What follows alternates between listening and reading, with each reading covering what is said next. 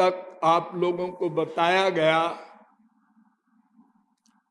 कि तीन तत्व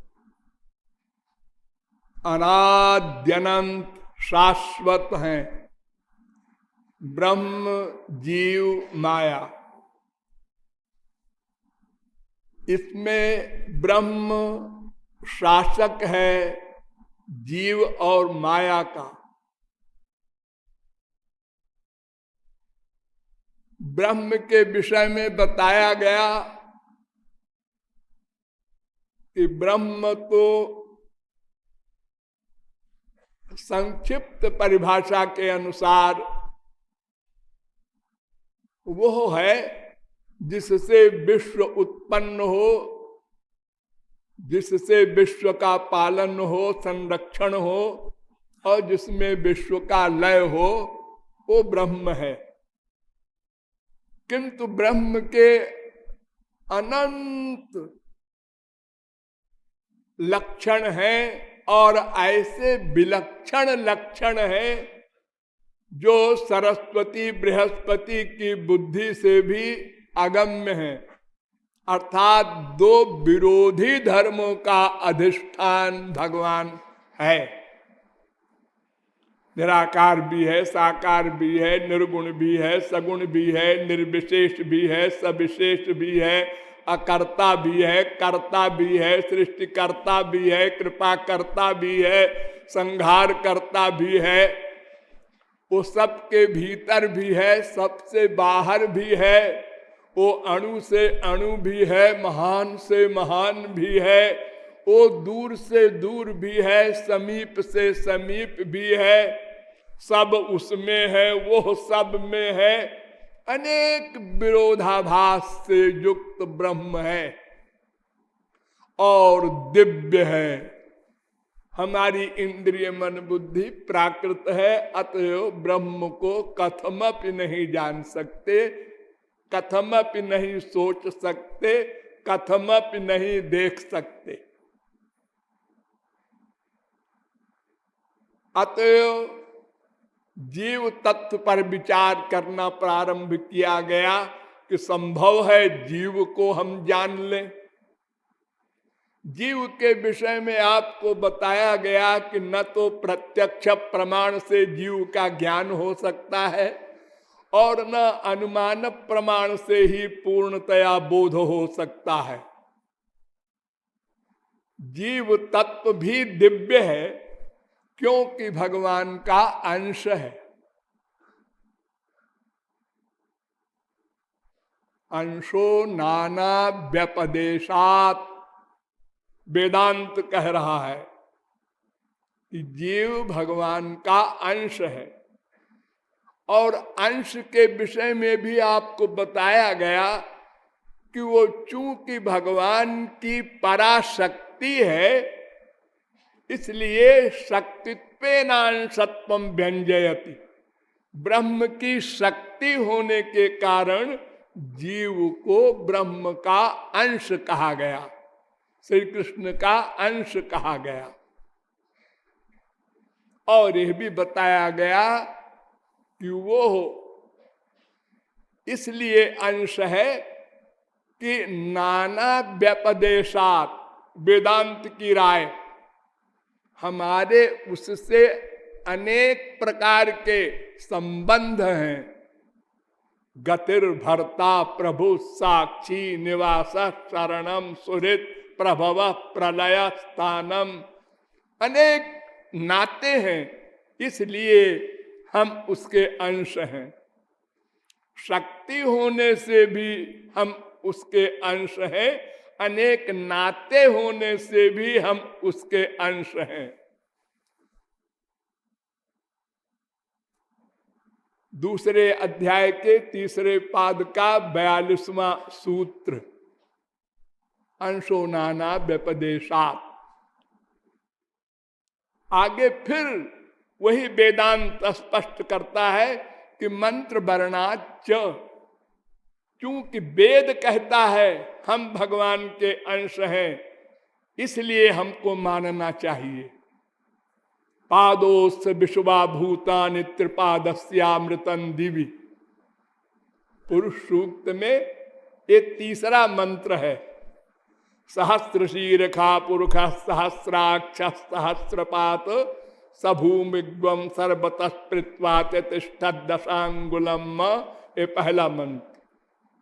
पुरुष एवेदग्वम यद्भूतम यच्च भाव्यम उतामृतत्वस्य शानो यदन्ने नातिरोहति। ये दूसरा पुरुष सूक्त का मंत्र। और ये तीसरा मंत्र है पादोस्य विश्वाभूतानि त्रिपादस्यामृतं दिवि। पाद माने अंश, हम भगवान के अंश हैं। 1/4 अंश में अनंत कोटि ब्रह्मांड के जीव हैं और वो अनंत मात्रा के जीव हैं, अनंत संख्या के जीव हैं। भूतान कह रहा है वेद मंत्र।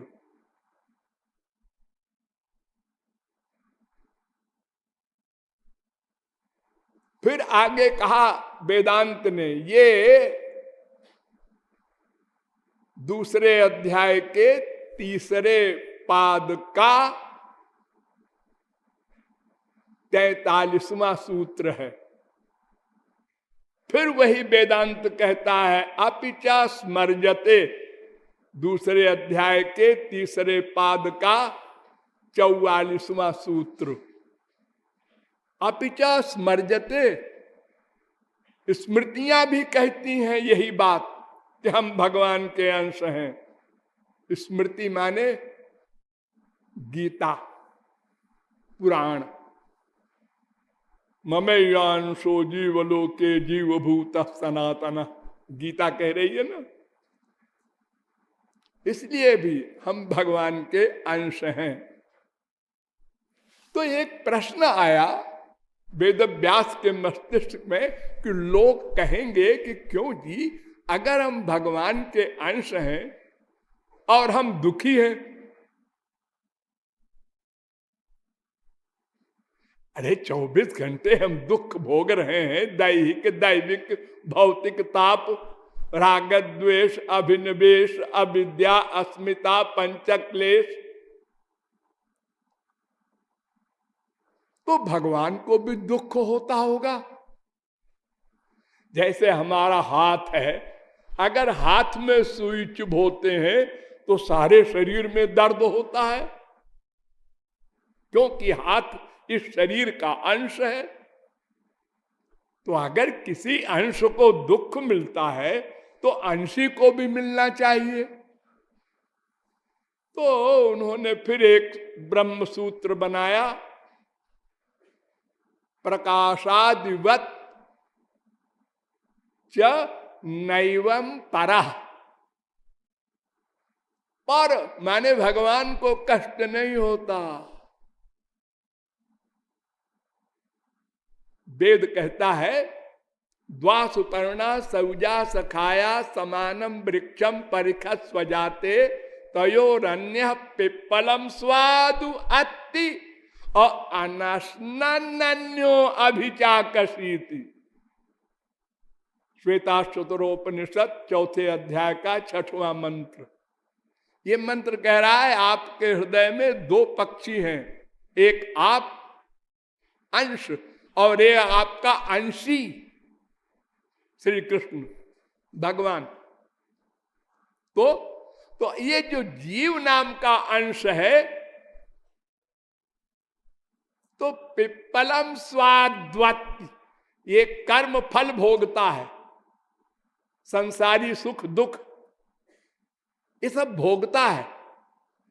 और अन्य निरसनन, वो दूसरा जो पक्षी है भगवान, वो अभिचाकशीत, साक्षी बनकर देखता रहता है।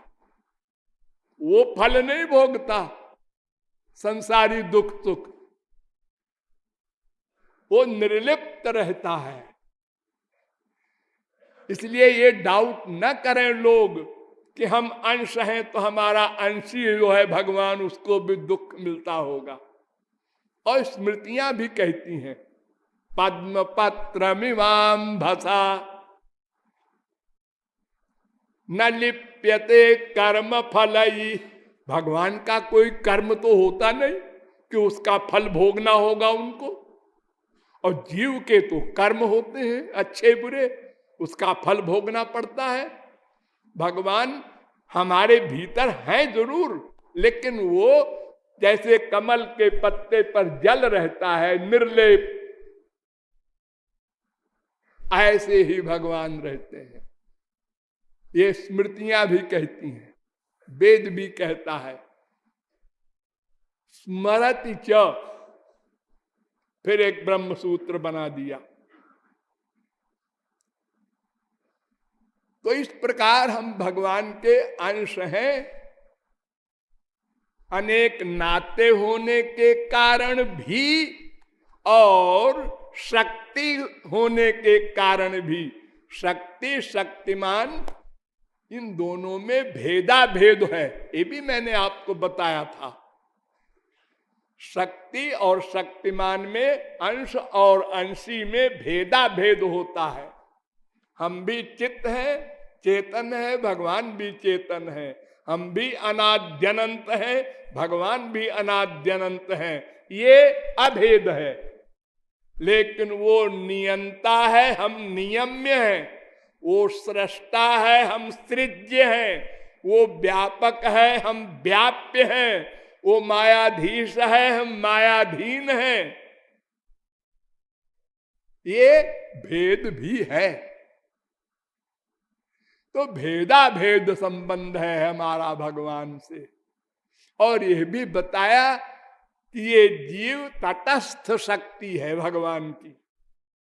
तटस्थ, तटस्थ माने ये स्वरूप शक्ति के भी अंतर्भुक्त नहीं है।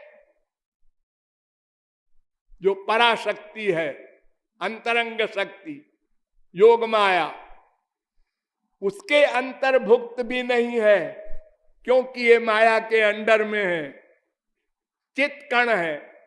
और माया के अंतर्भुक्त भी नहीं है, क्योंकि ये चेतन है, माया जड़ है।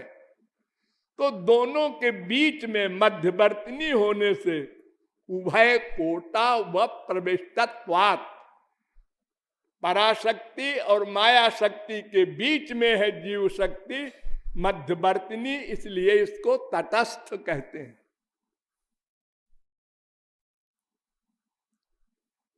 अस्तु, ऐसे हम जीव नाम के तत्व हैं, जिसकी परिभाषा आपको 12 गुण बताए गए थे, भूलेंगे नहीं आप लोग। आत्मा नित्योव्यय शुद्ध, प्रहलाद के सिद्धांत के अनुसार। और बहुत सी बातें हैं, आगे बताएंगे आपको। आगे चलिए।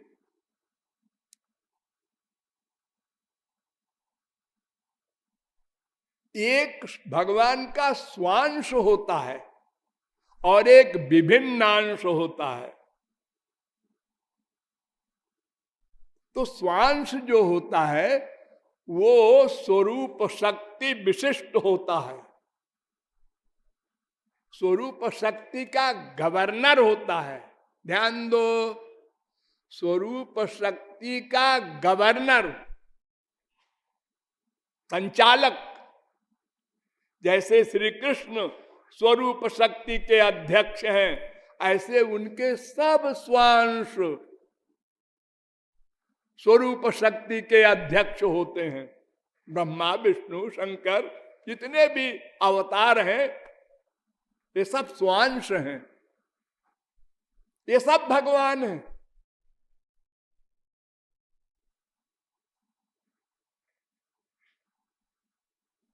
हैं सब श्री कृष्ण से संबद्ध, लेकिन स्वरूप शक्ति के संचालक हैं और श्री कृष्ण के दास हैं। अब विभिन्नांश समझिए। विभिन्नांश 2 प्रकार के होते हैं। एक अनादिकाल से मुक्त और एक अनादिकाल से बद्ध। तो अनादिकाल से मुक्त जो होते हैं उनको नित्य मुक्त भी कहते हैं। वो भगवान के पार्षद होते हैं, उन पर स्वरूप शक्ति की कृपा रहती है। ध्यान दो, स्वरूप शक्ति युक्त रहते हैं, स्वरूप शक्ति के गवर्नर नहीं होते, स्वरूप शक्ति से युक्त होते हैं। वो भी दो प्रकार के होते हैं, मुक्त भी, एक साधन सिद्ध, एक नित्य सिद्ध। आज आप भगवत प्राप्ति कर ले और आप भगवान के लोक में जाएं तो आप साधन सिद्ध कहलाएंगे, यानी एक दिन आप भगवान के लोक में गए। और जो भगवान के पार्षद हैं गरुड़ वगैरह, ये सदा से उनके पार्षद हैं, नित्य हैं। वो एक दिन हुए ऐसा नहीं। तो ये दोनों प्रकार के जीव, ये सब जीव हैं, ये विभिन्नांश हैं। यानी साधन सिद्ध महापुरुष, नित्य सिद्ध महापुरुष, ये दोनों स्वरूप शक्ति युक्त हैं लेकिन विभिन्नांश हैं। यानी जीव शक्ति विशिष्ट श्री कृष्ण के अंश हैं। एक एक शब्द पर ध्यान दीजिए। पराशक्ति युक्त श्री कृष्ण के अंश नहीं है, ये नित्य मुक्त महापुरुष भी और माया शक्ति युक्त श्री कृष्ण के अंश तो कोई ही नहीं है, उसका तो प्रश्न ही नहीं है। लेकिन जीव शक्ति विशिष्ट श्री कृष्ण के अंश सब हैं। यानी जो साधन सिद्ध महापुरुष हैं वे भी, जो नित्य सिद्ध महापुरुष हैं वे भी, और जो अनादिकाल से मायाबद्ध है हम लोग वे भी। ये विभिन्नांश हैं, विभिन्नांश। इनको स्वरूप शक्ति कभी नहीं मिली, इसलिए आनंद कभी नहीं मिला, इसलिए भगवान से संबद्ध ये कभी नहीं हुए। ये भगवान से बाहर ही रहे। कैसे? देखिए सूरज है, उसकी किरणें होती है, तो सूरज की किरणें सूरज से बाहर ही होती हैं। सूरज उससे बाहर है, किरणें बाहर है उससे, लेकिन किरणें सूरज से अलग नहीं हो सकती, उनका संबंध है नित्य। अरे उन्हीं की तो किरण है। सूरज अगर छुप जाए तो किरण खत्म, रात को कहां दिखते हैं आपको किरण? तो सूरज की किरण सूरज से बाहर है, सूरज के भीतर नहीं है, और सूरज के भीतर कभी नहीं जाएगी, हमेशा बाहर रहेगी।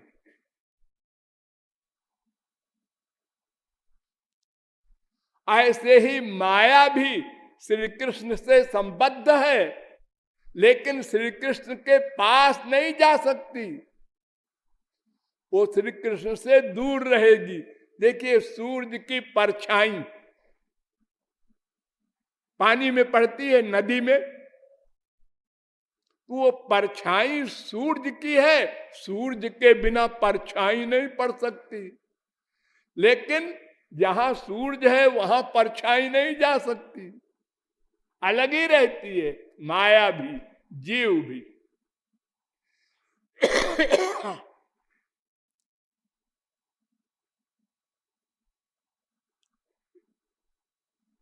अब आगे चलिए।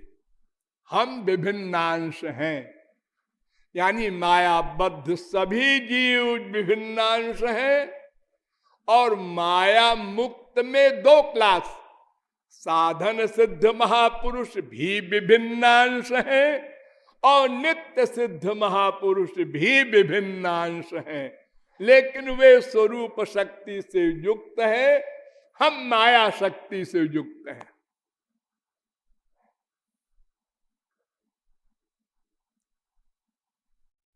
अब चलिए, ये हमारा आयतन क्या है? आयतन माने परिमाण क्या है? ये जीव अणु है कि विभू है कि मध्यमाकार है? ये तीन में कुछ न कुछ होगा। यानी या तो जीव सूक्ष्म होगा,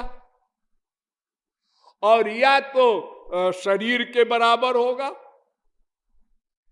और या तो सर्वव्यापक होगा। ये तीन तरह की बातें हमारे संसार में चल रही हैं। एक कहता है अणु है, एक कहता है विभू है, एक कहता है मध्यमाकार है। तो इस पर विचार कर लेना चाहिए गंभीरता से। तो जीव की उत्क्रांति है, गति है, आगति है, तीन बात। सयदास्मात् शरीरादुत्क्रामति सहाय वैतई सर्वैरुत्क्रामति। कौशिक की उपनिषद वेद कह रहा है, 3 अध्याय का 3 मंत्र। यानी जब जीवात्मा निकलता है शरीर से, तो उसके साथ शरीर, इंद्रिय, मन, बुद्धि सब साथ जाते हैं। ये निकलता है, उत्क्रमण होता है। हाँ। और ये वै के चास्मात् शरीरात्, जो जितने भी जीव निकलते हैं इस शरीर से, ते सर्वे चंद्रमस में वो गच्छन्ति।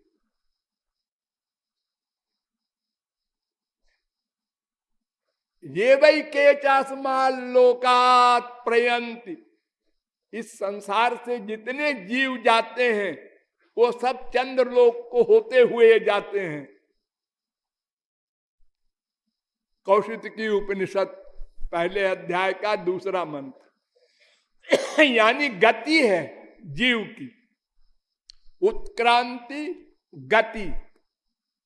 और तस्मात् लोकात् पुनरेत्यस्मै लोकाय कर्मणे, बृहदारण्यकोपनिषद 4 अध्याय के 4 ब्राह्मण का 6वां मंत्र। यानी वहां जाकर अपने अपने भोग भोग कर फिर लौट कर जन्म लेता है जीव। ये आगति हुई। तो उत्क्रांति, गति, आगति, ये तीन होता है जीव का। तो सर्वव्यापक का तो हो नहीं सकता। जो सर्वव्यापक है उसकी उत्क्रांति क्या होगी? कोई एक जगह रहेगा कहां? तो सर्वव्यापक है ना। और गति, उसकी गति क्या होगी जो सर्वव्यापक है? दूध में घी व्याप्त है, अब वो सारे दूध में व्याप्त है, उसकी गति क्या होगी? और आगति भी क्या होगी? यानी जीव विभू नहीं हो सकता, क्योंकि उसकी उत्क्रांति है, गति है, आगति है। ये बात रामानुजाचार्य ने भी मानी और शंकराचार्य ने भी मानी। उत्क्रांति गत्या गति श्रमणानि जीवस्य परिच्छेदम प्रापयन्ति। शंकराचार्य ने माना कि जीव परिच्छिन्न है, सर्वव्यापक नहीं है, क्योंकि इसकी उत्क्रांति है, गति है, आगति है। 2 अध्याय के 3 पाद का 19वां सूत्र है ये वेदांत का। फिर आगे और क्लियर करते हैं वेद व्यास। स्वात्मना च उत्तरयोः दूसरे अध्याय के तीसरे पाद का 20वां सूत्र कि उत्क्रांति को छोड़ दो, लेकिन उत्तरयो उसके बाद जो दो वेद मंत्र कह रहे हैं, गता गति, जाना आना, तो कोई भी सिद्ध करे कि सर्वव्यापक जाता आता है, सर्वव्यापक कैसे जाएगा आएगा? इसलिए जीव सर्वव्यापक नहीं हो सकता।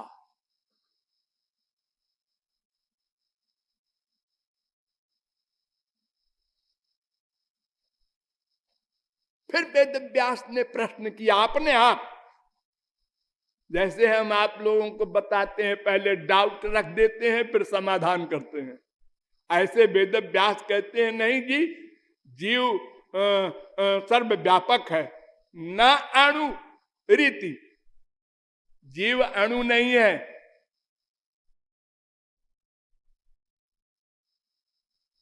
क्यों?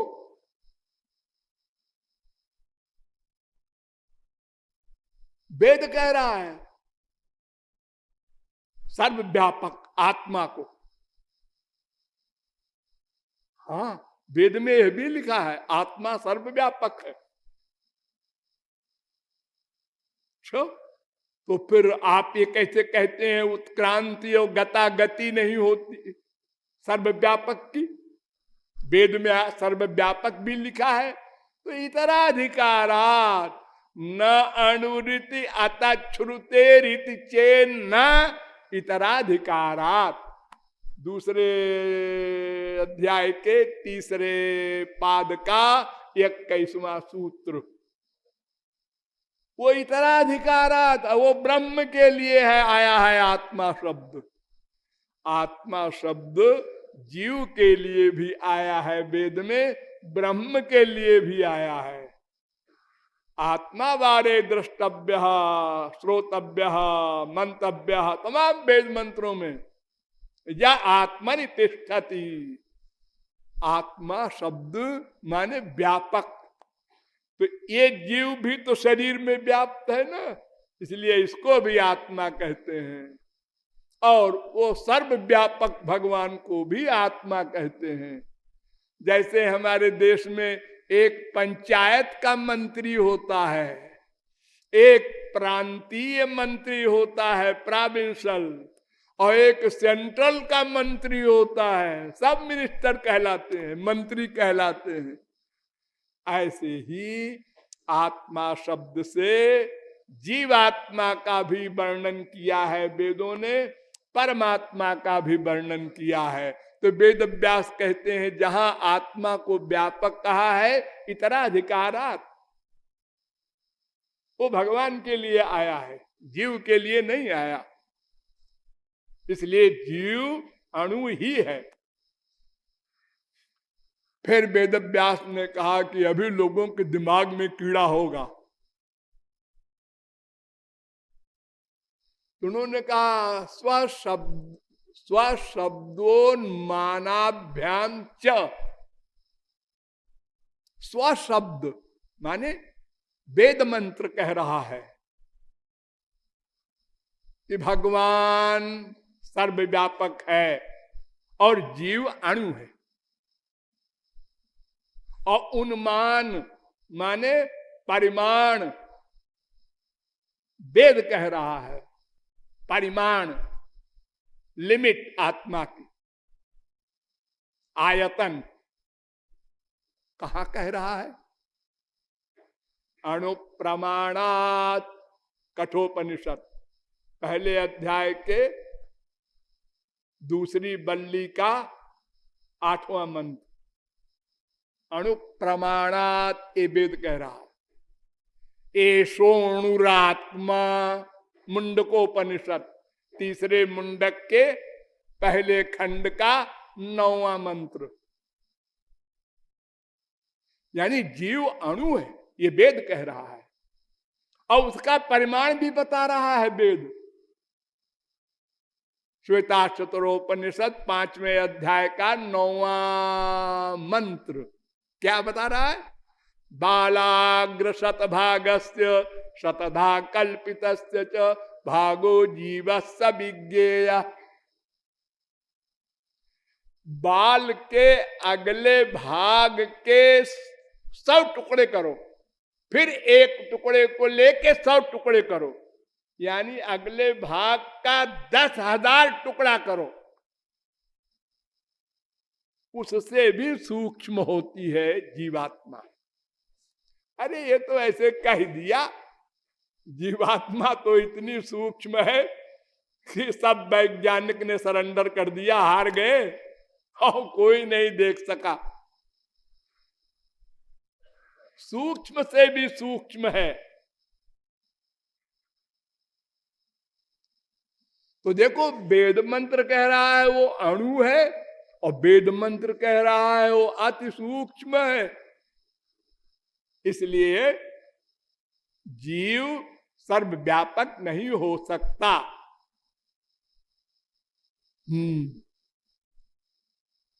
तो क्यों जी? मध्यमाकार तो हो सकता है। मान लिया सर्वव्यापक नहीं है, मध्यमाकार माने जितना बड़ा शरीर है उतनी बड़ी जीवात्मा।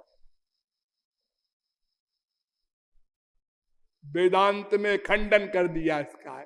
ये जैन धर्म है जो कहता है कि जितनी बड़ी ये बॉडी होती है उतना बड़ी आत्मा होती है। वेदांत कहता है नहीं नहीं नहीं, एवं च आत्मा आकार्ण्यम। दूसरे अध्याय के दूसरे पाद का 32वां सूत्र। क्या मतलब? मतलब शरीर के बराबर आत्मा नहीं होती। क्यों? इसलिए कि मान लो हाथी की आत्मा है, हाँ, तो हाथी के बराबर है। हाँ जी, तो वो जब चींटी बनेगा वो जीव, तो इतनी बड़ी आत्मा चींटी में कैसे रहेगी? और चींटी की आत्मा बड़ी छोटी सी होगी, तो उसका शरीर छोटा है। फिर जब वो हाथी बनेगा तो वो कैसे इतने बड़े हाथी में समाएगा? फिर एक जगह कहीं वो रहेगा हाथी के।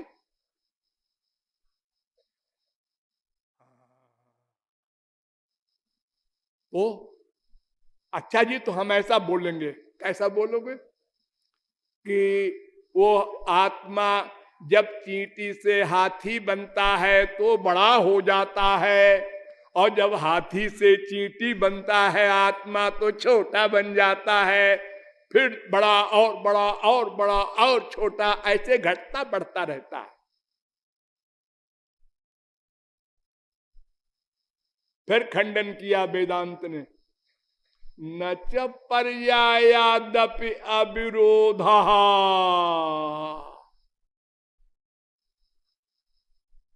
विकारादिव्या। अगर घटता बढ़ता है ऐसा बोलोगे तो आत्मा अनित्य हो जाएगा, तो नित्य नहीं रह जाएगा। अब आत्मा तो नित्य है, वेद कहता है सर्वाजीवे सर्व संस्थे बृहंते संयुक्त में तत्क्षरमक्षरंच ज्ञाग्यो द्वाबजा वीश निशा क्षरम प्रधानम अमृताक्षरम हरा एतज्ञेयम नित्यमेवात्म संस्थम। आत्मा तो नित्य, तमाम वेद मंत्र बोल रहे हैं।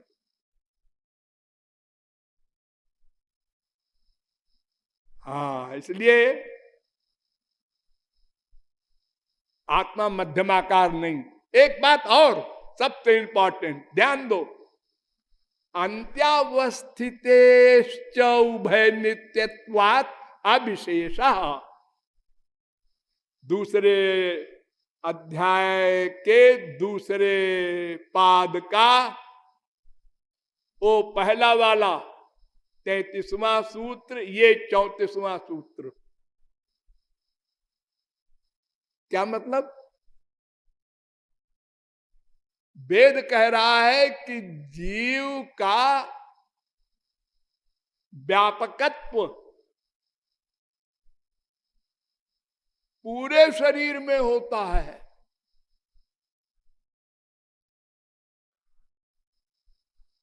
पूरी बॉडी में व्यापक रहता है।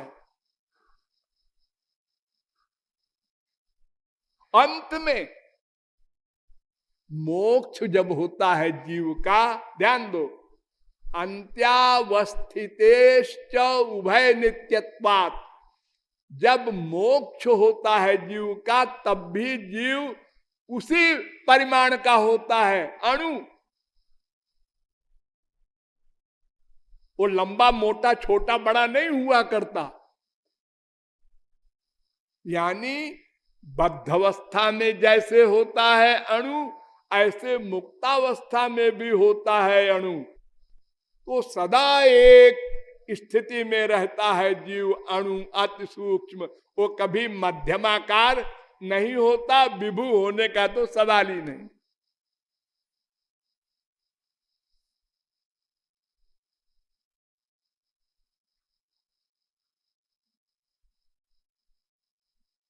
इसलिए जीवात्मा अणु है।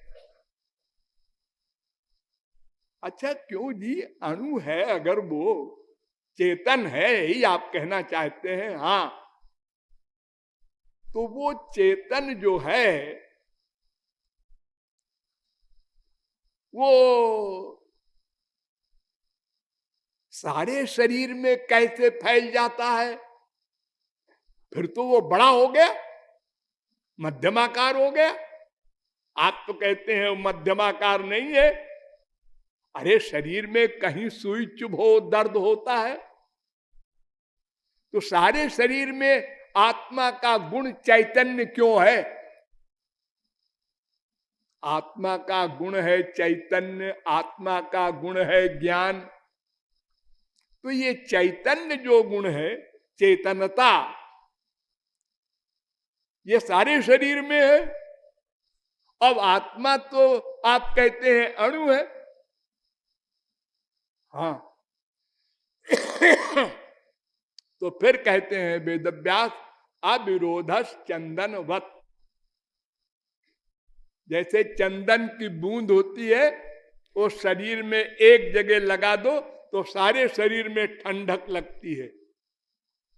ऐसे ही आत्मा एक जगह रहती है अणु, और सारे शरीर में चेतना रहती है। अच्छा अच्छा, तो क्यों जी?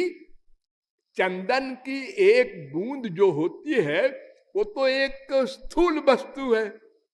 वो जब आप चमड़े के ऊपर लगाते हैं तो चमड़ा सारे शरीर में है, तो उसका असर हो जाता है। और आत्मा तो सूक्ष्म होता है, उसका असर सारे शरीर में कैसे चला गया चेतना का? आत्मा कहाँ रहता है? पैर में कि हाथ में कि पेट में कि सिर में? तो वेदांत में कहा अवस्थित वैशेष्यात् इति चेन्न अभ्युपगमात् हृदय ही। आत्मा सबके हृदय में रहता है।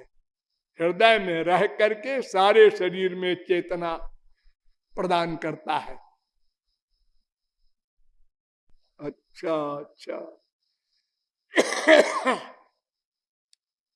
तो क्यों जी हृदय में रह के और आत्मा का गुण बाहर कैसे गया चेतना वाला?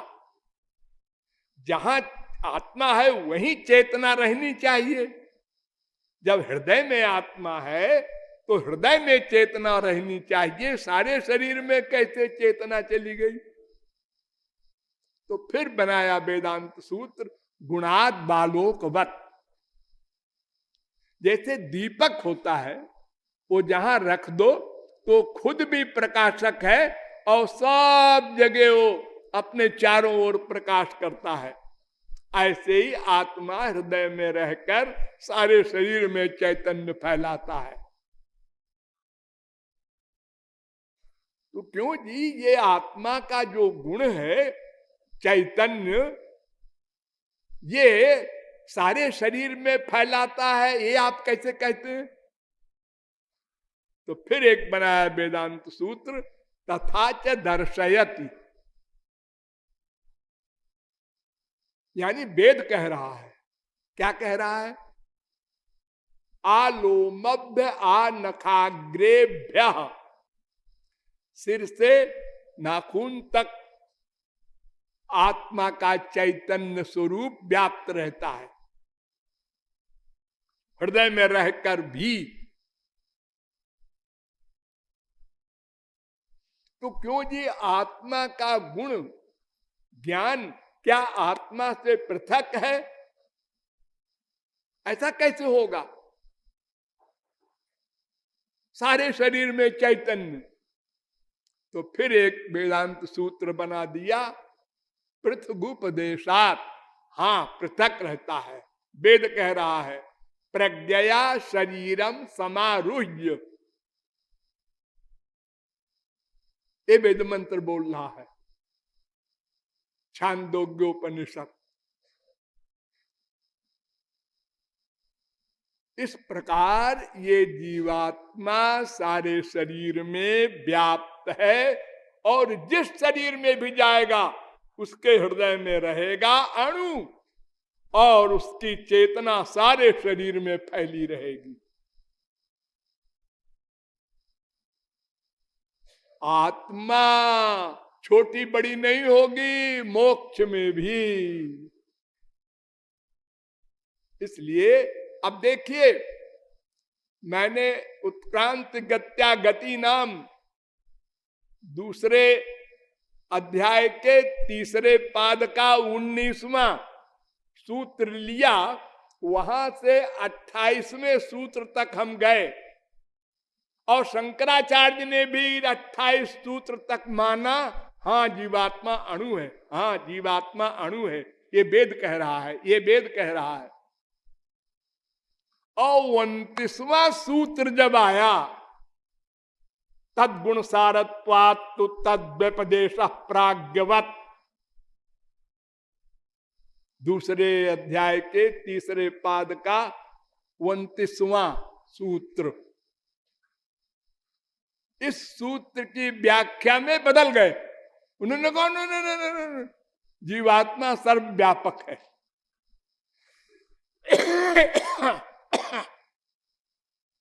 और एक मजाक की बात बताएं, आप लोग आश्चर्य करेंगे। शंकराचार्य आदि जगत गुरु और तमाम वेदों और ग्रंथों पर भाष्य किया, भागवत छूने की हिम्मत नहीं पड़ी, भागवत पर भाष्य नहीं किया, गीता पर भी किया, उपनिषदों पर किया। अब देखिए, एक चौथे अध्याय के बृहदारण्यकोपनिषद बता रहा हूं, चौथे अध्याय के चौथे ब्राह्मण का 22वां मंत्र है, सवा एष महानज आत्मा योयम विज्ञानमया।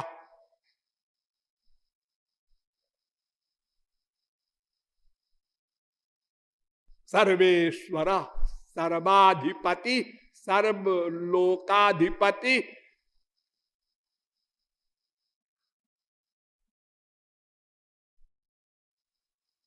इस वेद मंत्र को शंकराचार्य ने कहा ये जीव परक है, जीव परक। और इसी वेद मंत्र को न अणु अतः छुड़ते चेन्न इतराधिकारात 2, 3, 21 सूत्र में, यानी 8 सूत्र पहले ये कहा कि ये ब्रह्मवाचक है, और 8 सूत्र के बाद वाले 29वें सूत्र में कहा ये जीववाचक मंत्र है। सर्वेश्वर ये लिखा है मंत्र में, सर्वाधिपति, भूतपाला सारे संसार का पालन करने वाला, सारे संसार का सर्वशेषान, ये शब्द है उसमें मंत्र में। ये जीवात्मा है सर्वेश्वरा, सर्वशेषान, सर्वस्याधिपति। और फिर अगर है तो आपने अभी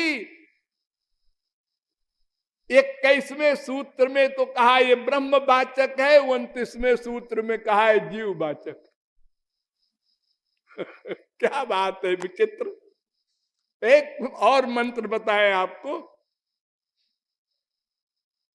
कठोपनिषद का मंत्र है, नायमात्मा प्रवचन न लभ्यो न मेधया न बहुना श्रुते न जमे वैश वृणुते तेन लभ्यस्तैष आत्मा विवृणुते तनुग्वम स्वाम। ये कठोपनिषद में भी मंत्र है और मुंडकोपनिषद में भी मंत्र है। एक ही मंत्र दो जगह है और दो जगह दो अर्थ किया। यानी उनको जिद है मैं सिद्ध करूंगा कि जीवात्मा परमात्मा ही है, बस। बताओ, ये कई मंत्र का दो दो अर्थ कर रहे हैं आप, पढ़ने वाले समझेंगे नहीं क्या? आपके बाद में कोई विद्वान नहीं होगा क्या इंडिया में? हाँ, बड़ा आश्चर्य। तो जीवात्मा अणु है, न मध्यमाकार है और न तो सर्वव्यापक है। और भी जीवात्मा की बहुत सी बातें हैं जो अगले प्रवचन में बताई जाएंगी। लाडली लाल की